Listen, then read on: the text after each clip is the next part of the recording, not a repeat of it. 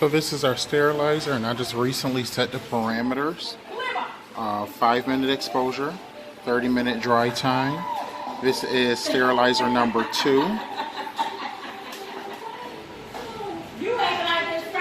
Number 2. And this is load number 2, which means it needs a biological.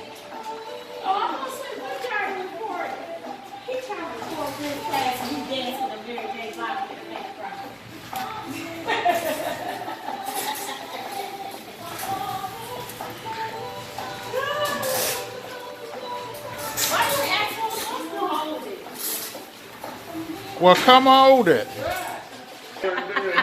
And we have fun. This is a load that's just come out of a sterilizer. Notice it has the load stickers on each individual item.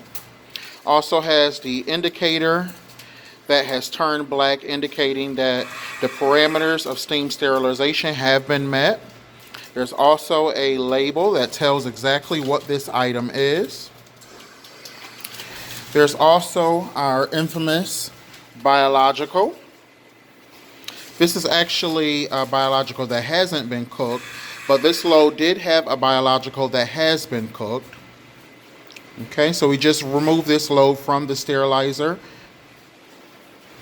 Our external indicators have turned. You have that black, which used to be white. Okay. This, thank you, is what it will look like after it has met the parameters of sterilization. That external marker has now turned black, whereas it used to be yellow. So here you have the differences between the two. This one has yet to be cooked in the sterilizer, and this one has been through the sterilizer.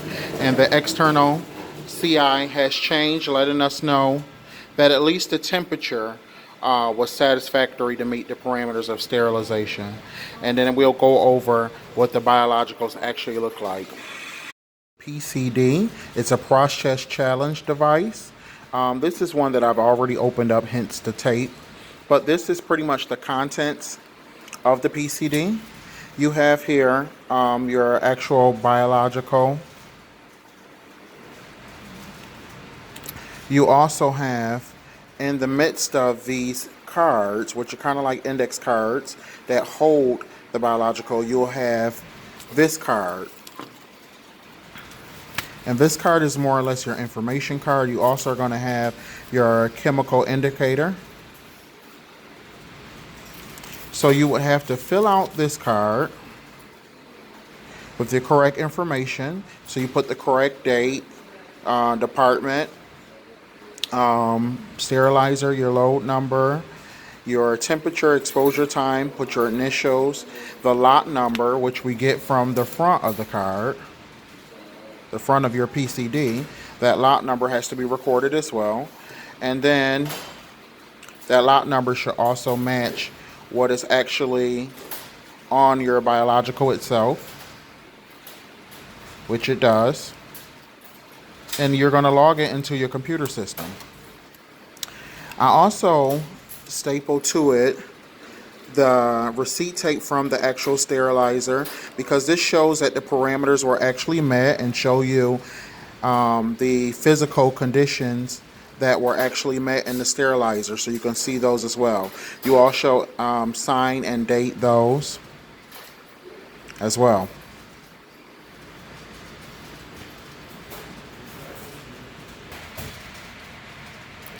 So this is SensorTrack. It's a tracking system where we're going to load our data. We're going to input our data. So one of the first things I do is I click on the load where the data needs to be loaded into, and I know that this is the correct load because it shows on the results that it's unknown. Also, I verify by the load number, and it's using that Julian date. So today is day number 72 of the year. It's sterilizer number 1 and load number 2. Click that. And that brings me to the page where I can actually input my data. So I'm actually going to input that my result passed according to my CI. I'm going to select the cycle that we ran the load on. It was a 270, 4-minute exposure and 30-minute dry. Actually, I selected the wrong cycle. There it goes. Then I'm actually going to save.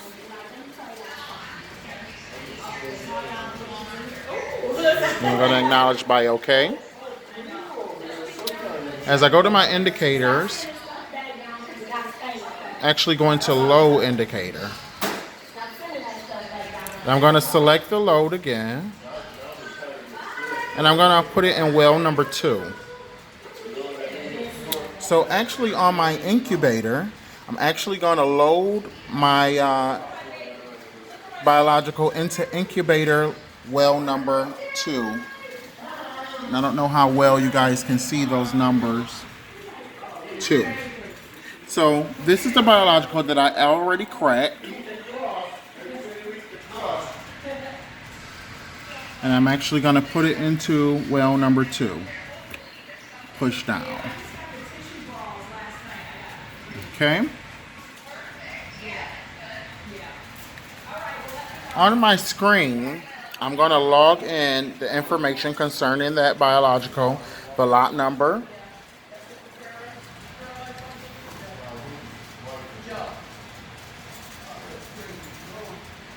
as well as whether my CI passed or failed, which it did pass. And I'm going to save that data.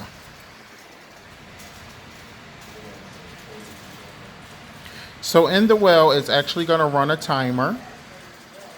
And when the timer is ready, it showed on the incubator 180 minutes.